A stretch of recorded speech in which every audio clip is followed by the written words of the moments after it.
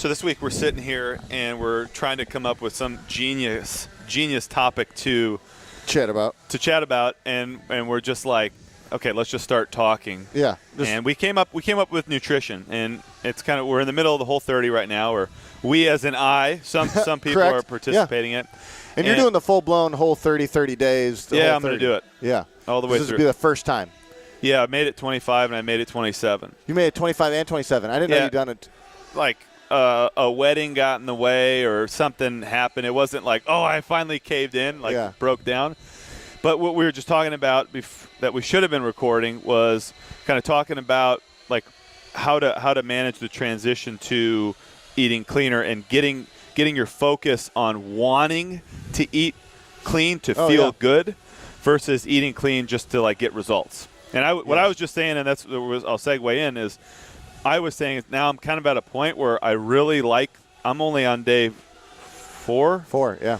And I feel really good. Oh, yeah. And I don't want to go back. Yeah. That's an interesting point that you get to. Because there's like a point when the tables do turn, and it doesn't happen right off the bat. Sometimes it takes a little bit. Right. Right? So what have you been doing? I'm just cleaning it up. So really, I bridged my way into it. I gave up sugar. I'm going to say a couple weeks ago, but if I'm probably being honest, it's probably since the park workout. What do you define as sugar? Honey, maple syrup, stevia, any sort of sweetener. Okay. And I mean, aspartame. So that's a good way to describe it, because a lot of people think sugar and they don't think honey. Like that's not the first thing that you think of when you think of sugar, because it's paleo, right? Right. Or paleo, right? So it's not something that's not my first thought. Right. So when you say sugar, what do you mean? Fully sugar. So everything. Anything, any kind of sweetener. Monk fruit. Sweetener. I don't. Yeah, juice. Whatever. Whatever. Agave nectar or that kind of stuff. So I gave that up, which I think was a really good transition. You know, what I did add that I had been taking away I was like nut butters.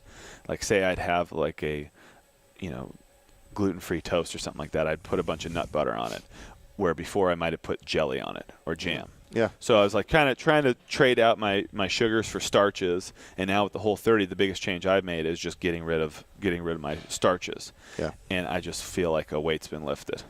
So anyway, what I'm hoping to get out of this is the next 27 days or 26 days that I feel good enough for long enough that it becomes like the new normal. Yeah, it just becomes what you do. And I'm just like, that's. Now I'd say like a lot of people probably look at you and think you have a what's a way to say this? A very, I'm not going to say out there, because it shouldn't be out there, but like you're very strict with diet as is. If people looked at you without knowing like anything that you eat, just by the way you talked and like what you bring, they assume a lot. They assume a lot, but they're not right. So maybe go into that a little bit. So like, what did you eat before that you're getting rid of? Like rice. Rice was a big thing for me, and I don't know that I don't do poorly on it, but I'm noticing a big difference this week, and that's really the only thing that I've changed. And I've upped my fruit. Up your fruit, which is interesting for me, because I usually try to downplay it. So, but I'll have gluten-free toast. I'll have gluten-free pizza. I'll have anything. Anytime I deviate, I try to stay gluten-free. Gluten doesn't rock me as much as it used to back in the day. Yeah, but I try to keep it out so that my cheats aren't bad. Yeah. So describe your biggest cheat. Your go-to. Because I can tell you mine's going to be way different than yours. Oh, I mean, yeah, it's probably like gluten-free pizza, tortilla chips. I'll eat a whole bag of Siete chips, no problem. I'll eat a bag of Siete chips with a jar of almond butter. With a jar of almond butter? Yeah, so I put almost a tablespoon of almond butter on every chip. Oh, my calories. It's Holy like a couple thousand. That's ridiculous. Yeah, the bag of chips is like $7.50, and then the jar of almond butter has to be over 1,000, something like that. At least. All right. So no. So that's strong, good. Pretty strong cheat. Yeah, but still, that's what I'm saying. Like still some nutrients. Like anytime I cheat, I try and make it. Sounds weird, but like make it hurt, but like with some nutrients. Yeah, I'm kind of the opposite. You just want it to hurt? So the one thing that I did get rid of over this course of the year that I haven't had. So you're not doing Whole30. No. So I'm not doing Whole30, but what we're doing, my in-laws have this, like, we're doing this family lifestyle challenge. I got a document, and we keep track of points. Now, for me, I always try and do 80-20, right? 80% clean, 20% whatever the heck I want. However, with this challenge now, and I don't really pay attention to it too much, and I just stay even keel. But with this challenge, since I'm getting a point for eating meats, veggies, nuts, seeds, some fruit, a little starch, no sugar or alcohol. Yep. Right. So that's our definition, right? Yep. Is that what we're doing? The no sugar is going to be no added sugar. So if there's fruit in something, then okay, it doesn't count. There's some other crazy things that I don't necessarily follow in there, but. It's that. That's what it is. No honey, no maple syrup. I'll add honey. I'll add like. Does that count as a sweetener? No. Compared to others, it's pretty interesting. So that's great. That's lenient. So it's a little lenient, but for the group, it's amazing. It's really good. That's really good. And so, but I'm paying a lot more attention to it, and I'm feeling a lot better at it is, right? So my cheat. One thing I got rid of over the course of the year was peanut butter M&Ms. I used to just the family size bag, finish it in one sitting, and it would hurt, and I loved it. Right, just eat it until it just hurts. So I don't necessarily do that anymore, but I will make some bomb puppy chow. Cool. And that's my what? Do you do like? Oh yeah, gluten free. Yeah, perfect. Absolutely. Yeah. So here's a quick thing: if you're doing Whole30 and something, or if you're trying to eat better, and whatever you're eating says gluten free. It is not food. It's a product, and it's totally a cheat. And, it's totally a cheat. And that's okay. But I think we use this term cheating, so this is like a nice segue into kind of the next topic. We use this term cheating, and I think that implies like a kind of a negative relationship with food. Yeah. It's like, oh, I hope nobody sees it. And like you have this guilt about it. And I think that's why the Whole30 is such a successful challenge for people is you remove the lens. Yeah. And you're able to step back and go, not only you might get results, you might feel better. Results as in, I mean, I feel myself leaning up. I'm sleeping better. I'm having more energy. I'm sure there'll be dips, but the real main benefit that I have is I clear the fog and go, okay, I really like this. And I'm addicted to it, and I need to stop and clean up that relationship, because I do think there is a time and a place for maybe indulging in some puppy chow. Oh, for sure. But having it not pull you in is important. Yeah. And you saying, you know what, I'm going to do this. I'm really going to enjoy it. Yeah. Versus and I need it. I don't want to say I pre-plan it, but I kind of do. Premeditated is great. Well, and so I like challenges, one for a reason. It gets rid of the cheating thing. So, all right, it's either there's no cheating or not. It's either you get this, and the reason I like points is that points just work well for me. Yeah. It's competitive. The score. If you eat this, you get a point. If you eat this, you don't get a point. There's no cheating. It's a yes or no. It's black or white. Yeah. That's super simple for me. And it doesn't feel like it's not a diet. It doesn't feel like a diet. It just feels like, okay, I get a point for this. I don't get a point for that. Right. Now, when I say pre-plan my puppy chow consists of a ton of sugar and carbohydrates and glycogen. We'll just say I'm going to use it as glycogen, right? Yeah. And so I know that in order for me to have that, I am going to need to deplete all of my glycogen stores, which means I'm going to have to work out really, really hard for a really long time with a lot of weight, and I'm going to have to go really hard. Right. So I'm probably going to spend an hour and a half destroying myself. Now, the likelihood with that is I'm probably not going to want the puppy chow. Sure. So you're setting yourself up. I set myself up. So I know for a fact when I work out, I'm more like I don't want to have the bad food.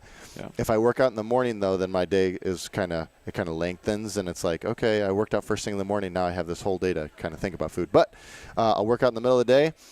Really, really hard, and it makes me, man, I don't want to just redo that. Right. Yeah. I'm going to lose it. However, if I did, I know I'm replenishing glycogen stores with that. It's not like that makes it worth it type deal. Sure. But at least it's not a full step backwards. No, but at least it's not like, okay, I didn't do jack squat today. It's my rest day, and then destroy some puppy chow. So that's the important thing I want to go over is so two things. If you are going to do that, and I want to get back on the positive mindset here in a second because we're trying to cut the losses as much as we can. But when you're not going to eat clean, it should follow some sort of big effort, but also you should probably be home and you should be in your routine. You should be getting good sleep. Yes. If you're worn out, if you're tired, if you're stressed, if you're overtraining, and then you add to it and you're undersleeping, now you're creating problems for yourself. The other thing is travel.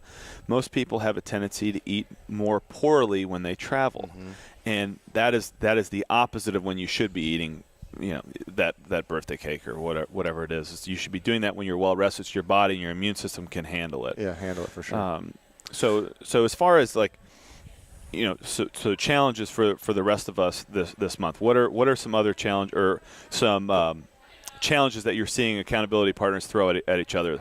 I like the fitness side of things is really cool. Like, hey, committing people, hey, are you going to show up at the 505 Fit class? Yeah, I guess I'll be there too, right?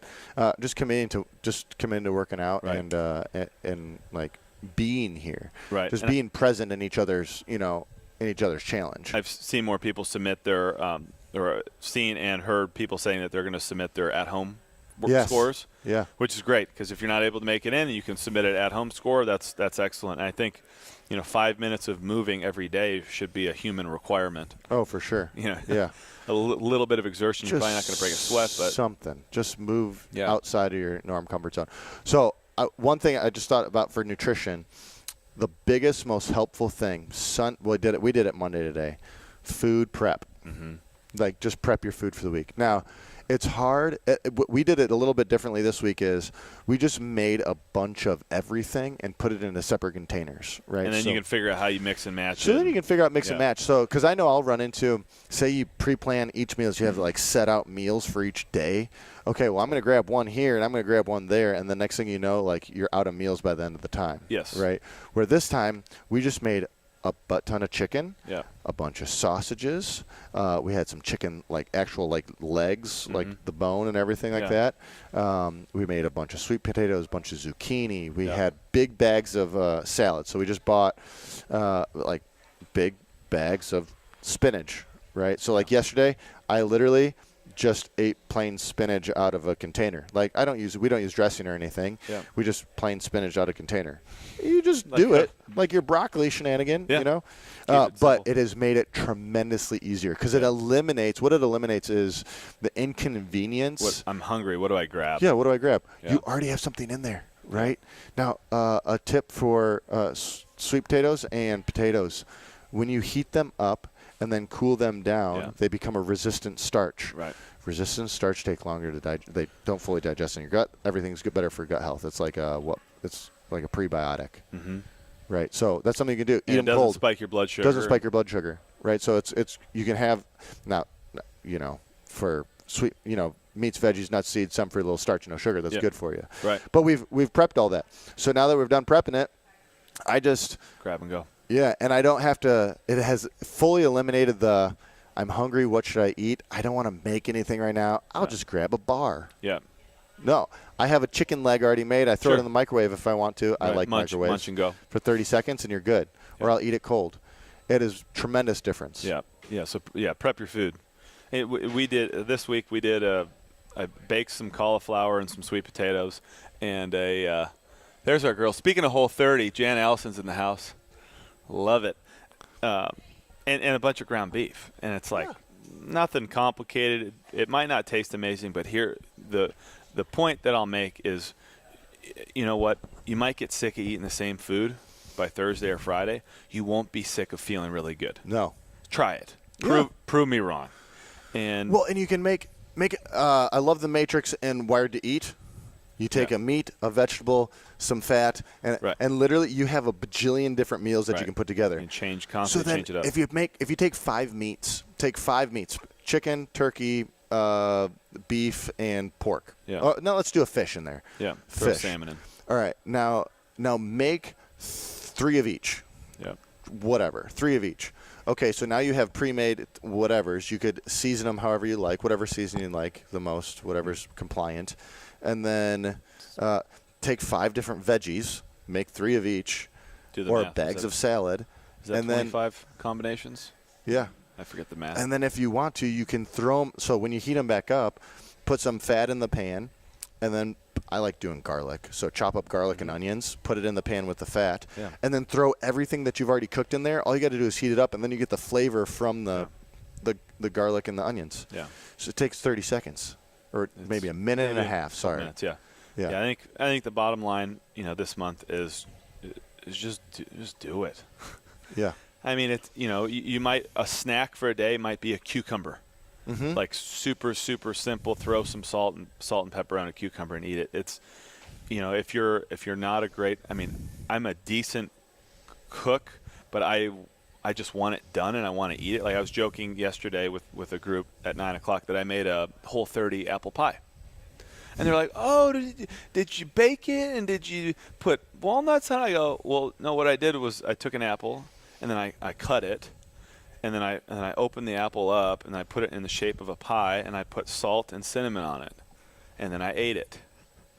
It's like nice. I like that. That's amazing. I ate an apple, but it tasted really good, and I think there was some psychology in the placement of it. And I cut them small, so like usually when I cut an apple, there's a couple big chunks and I chomp done. But cutting it small, like I had to kind of enjoy it. Yeah. And that little bit of sweetness was like, wow, I'm like appreciating this more than I normally would. So I don't know.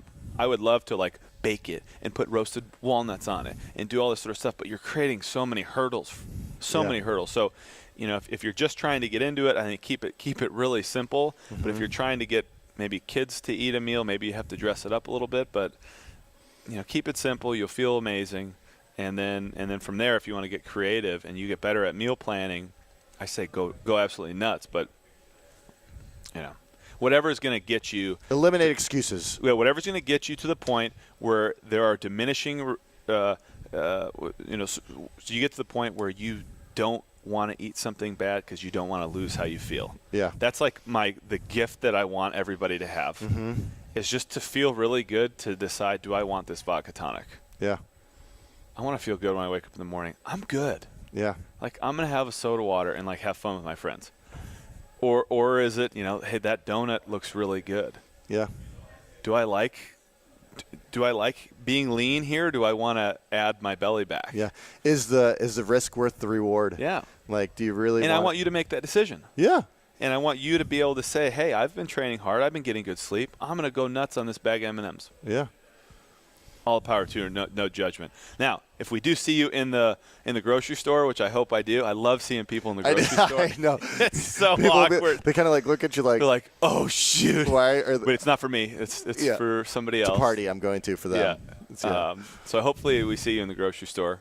But, keep it real and then, hopefully get yourself to a point where you can make the decision. Yeah, and if you make the decision – I would say, if we talked about this in the past, if you have a specific goal and it doesn't line up with your specific goal, the why behind what you're doing, then maybe rethink the decision. But it's hard for me when, like, don't tell me you're not reaching your goal and then show me what you're eating or how you're sleeping or what you're training or how you're training, and then be like, man, this just ain't working. You're right. You ain't working at it, so you're not getting that goal. Right. Yeah. So, that's our blab about Whole30, clean eating, a little bit of accountability, but at the end of the day, we want you to feel good so you can make the decision on your own. Yeah, and willing to ask yourself. I like the ability to ask yourself questions while you're doing it. So I do the same thing in working out. You can do the same thing when you're eating food. How does it make you feel? Yeah. Why does it make you feel that way? How does it make you feel during? Before, half hour later. Before, during, half hour later, 2 hours later. Yeah. If you don't ask yourself your questions, you never know. Yeah, you're not going to get any answers. Yeah. So, cool. Good deal. Whole30, people. Whole30. Give it a shot. Yeah, yep. Give it a shot. Give it a shot. and there's plenty of different variations. Yeah. Think, whether you're doing a Whole30 or not, think about what you're doing, and hopefully get yourself to a point where you are motivated to feel good on a consistent basis. So we'll talk to you guys next week.